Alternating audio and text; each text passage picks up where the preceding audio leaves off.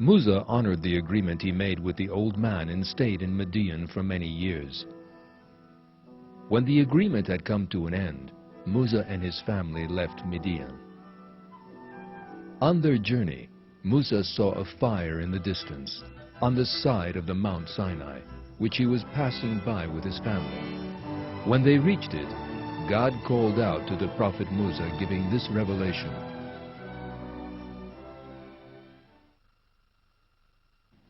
Musa, I am your Lord.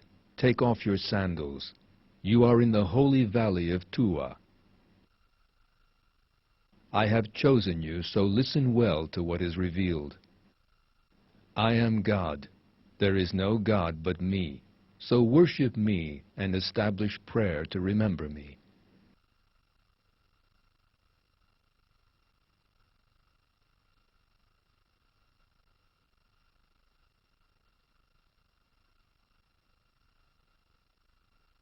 This was the first revelation Musa received.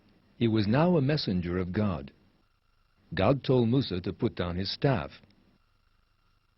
The staff suddenly turned into a snake. At this, the prophet Musa began to flee, yet God told him not to be afraid and revealed that he was in safety. The prophet Musa picked up his staff. That staff would later be the first miracle he would employ against Pharaoh. God gave the prophet Musa a second miracle. He put his hand to his shirt front, and when he brought it out again, it was pure white, without blemish. With these miracles and his commands, God told the prophet Musa to go to Pharaoh. He also made Musa's brother, Harun, a prophet and a companion to the prophet Musa.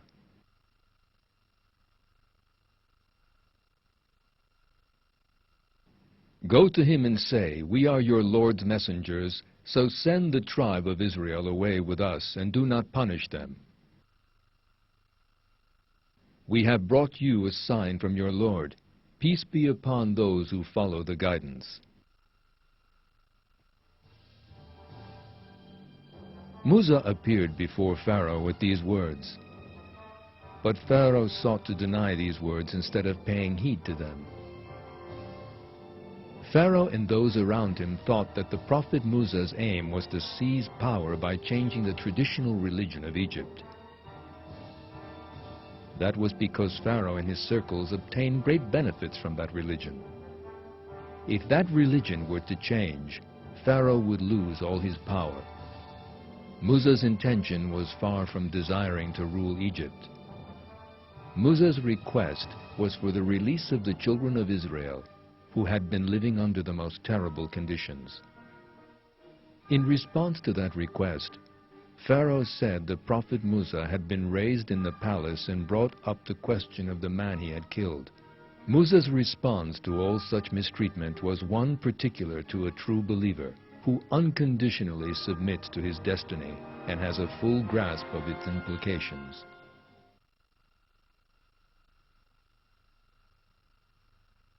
He, Musa, said, At the time I did it, I was one of the misguided, and so I fled from you when I was in fear of you. But my Lord gave me right judgment and made me one of the messengers.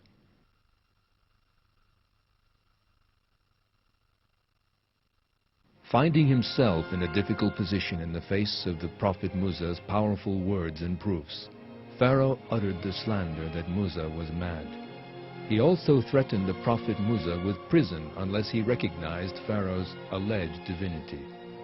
At these words, the prophet Musa revealed the proofs, the sign of his prophethood.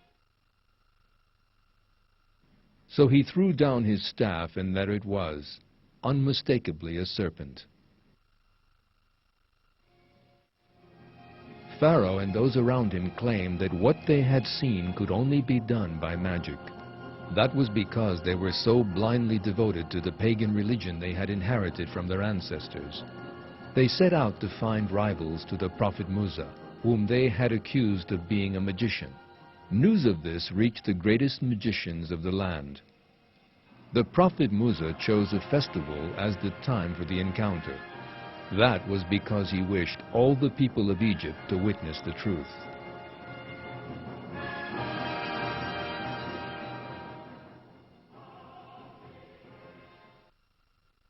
Pharaoh's magicians were ready to display their skills. The ropes and staffs they threw down appeared to be genuinely moving towards the prophet Musa. These events are described in the Quran. Musa experienced in himself a feeling of alarm. We said, "Have no fear. You will have the upper hand. Throw down what is in your right hand. It will swallow up their handiwork." Their handiwork is just a magician's trick. Magicians do not prosper wherever they go. Then Musa threw down his staff. The result was terrifying for the magicians. As they were deceiving people by making them believe that things were actually moving around, the prophet Musa's staff swallowed up all their spells. The magicians threw themselves down in prostration. They said, "We believe in the Lord of Harun and Musa." This miracle by the prophet Musa was a means whereby the magicians came to believe in God. Yet Pharaoh was so arrogant that he threatened those sincere people who had chosen to believe with death. Pharaoh said, "Do you believe in him before I have authorized you? He is your chief, the one who taught you magic. I will cut off your hands and feet alternately and have you crucified on palm trunks. Then you will know for certain which of us has the harsher and longer-lasting punishment."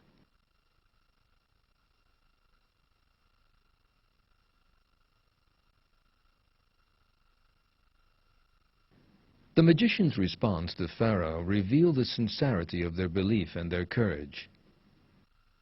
They said, "We will never prefer you to the clear signs which have come to us, nor to him who brought us into being. Decide on any judgment you like. Your jurisdiction only covers the life of this world."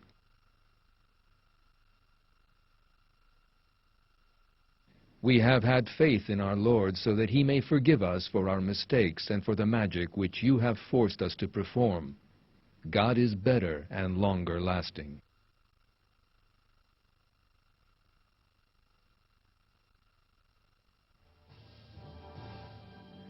The magicians' defeat by the prophet Musa and their later turning to faith clearly revealed the twisted nature of the pharaonic system. Pharaoh was left with nothing rational to say, but stubbornly and arrogantly denied the existence of God and the prophethood of Musa.